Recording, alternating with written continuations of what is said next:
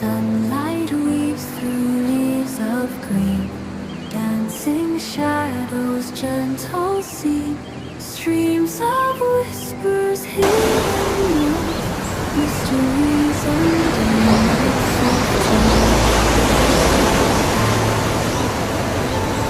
sweet kisses across the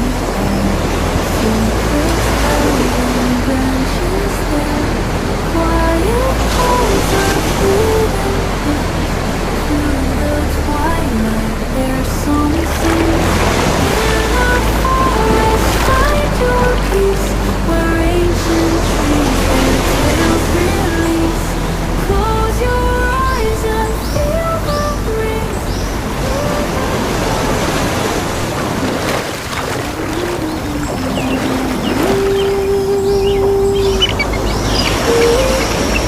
នៅលើភពផែនដី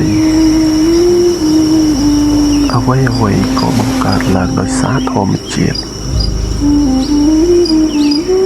ហើយតើអ្នកទាំងអស់គ្នាមានដឹងទេថាធម្មជាតិក៏បានបង្កើតពួកយើងមកព្រមជាមួយនឹងជីវៈចម្រុះនៃរុក្ខជាតិនានានៅក្នុងពិភពលោកនេះផងដែរ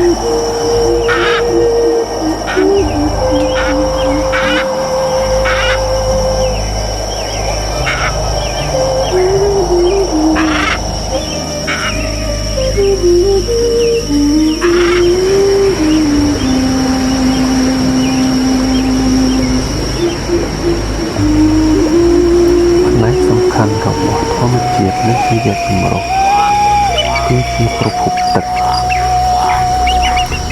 ទីណាមានទឹកទីនោះក៏មានធម្មជាតិពណ៌បៃតងខ្ចីនិងពពួកសត្វទាំងឡាយរស់នៅអមជាមួយនឹងទឹកនោះផងដែរ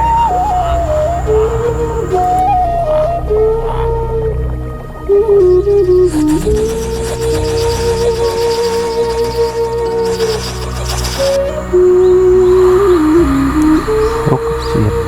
ពឹងផ្អែកទៅលើទឹកដើម្បីចេញស្លឹកនិងផ្កាផ្លែមនុស្សម្នាធ្វើចំការស្រែក៏ពឹងផ្អែកទៅលើប្រភពទឹកជាសំខាន់ផងនោះដែរបើគ្មានប្រភពទឹកនោះទេពួកយើងនិងជីវៈចម្រុះនៅក្នុងពិភពលោកក៏មិនអាចរស់នៅបានផងដែរដូច្នេះហើយ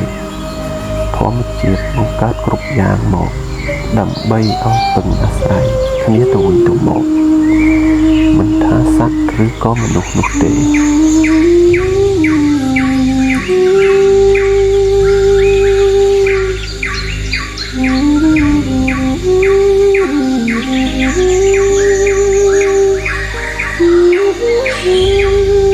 នៅក្នុងចក្រវាលមួយនេះមានច្រើនតំបន់ច្រើនទីកន្លែងដែលអាកាសធាតុមិនដូចគ្នាឡើយតំបន់ខ្លះត្រជាក់ច្រើនជាងក្តៅហើយតំបន់ខ្លះទៀតក៏ក្តៅច្រើនជាងត្រជាក់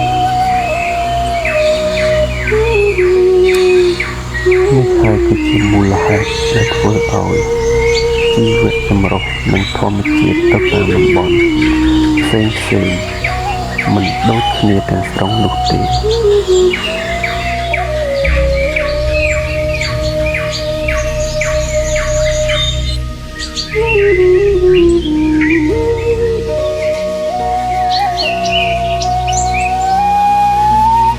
មានតំបន់មួយចំនួនរាំងស្ងួតហើយក៏មានតំបន់មួយចំនួនភ្លៀងធ្លាក់ច្រើនមូលហេតុគឺមកពីធម្មជាតិនិងតំបន់មិនដូចគ្នាប៉ុន្តែគ្រប់យ៉ាងគឺសំខាន់នៅលើប្រភពទឹកបើតំបន់ណាសម្បូរទៅដោយប្រភពទឹកតំបន់នោះក៏សម្បូរទៅដោយរុក្ខជាតិនិងជីវៈគ្រប់ប្រភេទរស់នៅផងដែរ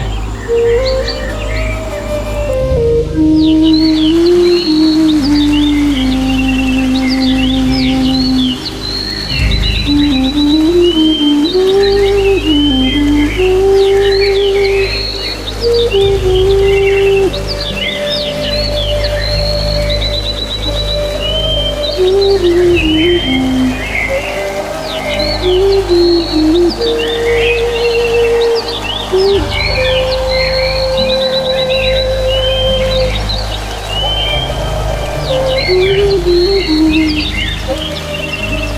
នរ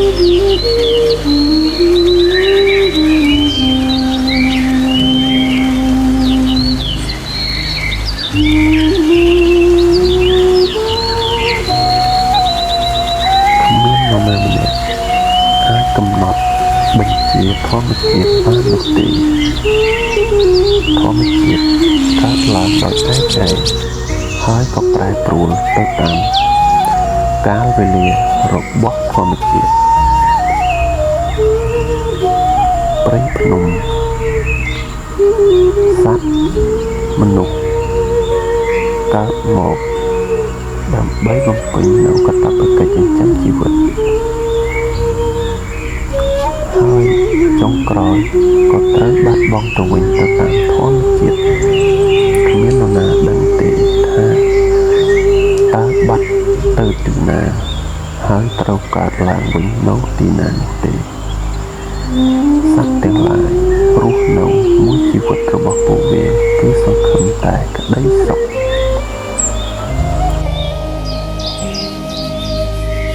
ក៏ប៉ុន្តែនៅក្នុងរមណីយរបស់ធម្មជាតិគឺមិនមែនសត្វតែបង្កើតមកហើយនឹងមានក្តីសុខគ្រប់រូបនោះទេគឺវាតែងផ្ដល់នូវក្តីសុខខ្លះនិងក្តីទុក្ខខ្លះទៅតាមបែបរបស់វានេះហើយគឺជារសជាតិនៃជីវិតរបស់សត្វលោក